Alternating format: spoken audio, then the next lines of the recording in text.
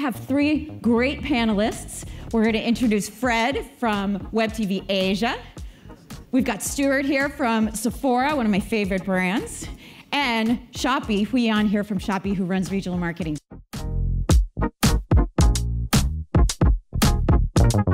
Well, Stuart, talk to us from the brand perspective.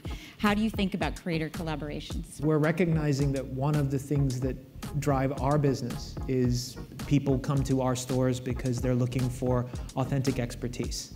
And so what we've started trying to do is work with creators who also are trying to build a strong authenticity with their audience and find ways to collaborate that don't feel sponsored or forced, but rather are coming from a genuine passion for the subject matter and a genuine desire to serve our audience. I'm wondering if you've seen any changes in the way that audiences or viewers respond to influencer content today versus, say, 5 years ago. Our shared audience is a lot more sensitive to sponsored content. Mm-hmm. And a lot of the reasons why creators became popular is based on the fact that other places were where they were starting to see that inauthenticity, and they've come to our communities because they want something that feels real, they want something that feels true. Some creators are actually recognizing that, pivoting their strategies to find a way to monetize that doesn't compromise their authenticity and their community, and actually build for the long term. What are the qualities or the characteristics that you look for when deciding whether or not to work with a creator?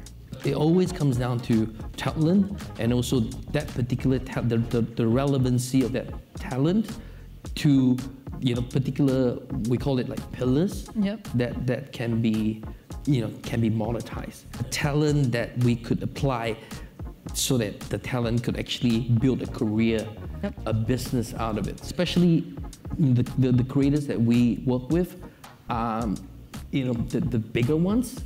So they talk about, do you have a career path for me line up? Ultimately, it depends on the objective of each collaboration. We are looking at creators that we want to work with on a more longer term basis, and on a, of course, a bigger investment in terms of our push on their media side, like on our TVCs, TV commercials, etc. I think that in itself, number one thing is, the relevance to our brand as a brand. Whether the content is relevant, whether the audience is relevant. Second thing, sometimes, when you have such a big collaboration, there comes chemistry as well between the brand, right? What does the creator want to achieve through this collaboration, right?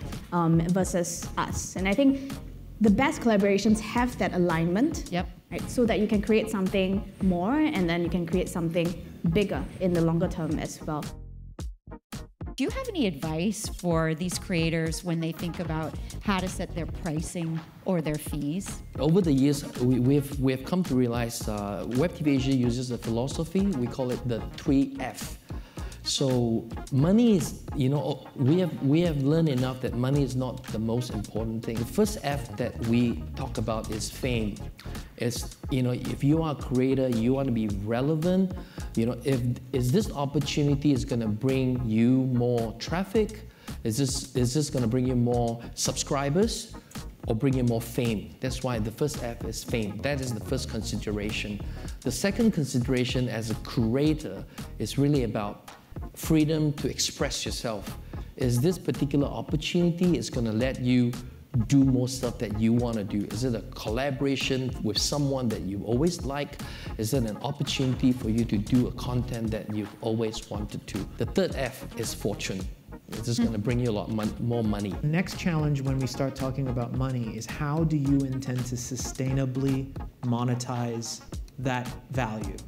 Because I'll be very honest with you, the brand is not your source of value, your audience is.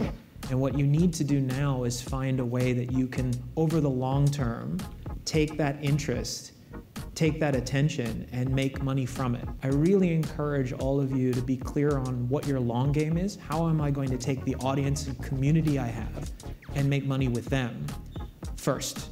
Then bring that to the brands you want to partner with who can help you get to that next level of whatever that means as a business, and have that conversation. Have a point of view Think then about what partners can facilitate that and come to them with a pitch. That's where the magic of working with creators really unlocks, because a lot of otherwise what you're offering me is more of a commodity relationship that I can get with an ad or with media. That's not where you guys shine. That's not your source of value. For some of those long-term relationships that you've had with creators, maybe what are some of the secrets to success and the longevity of a good brand plus creator relationship?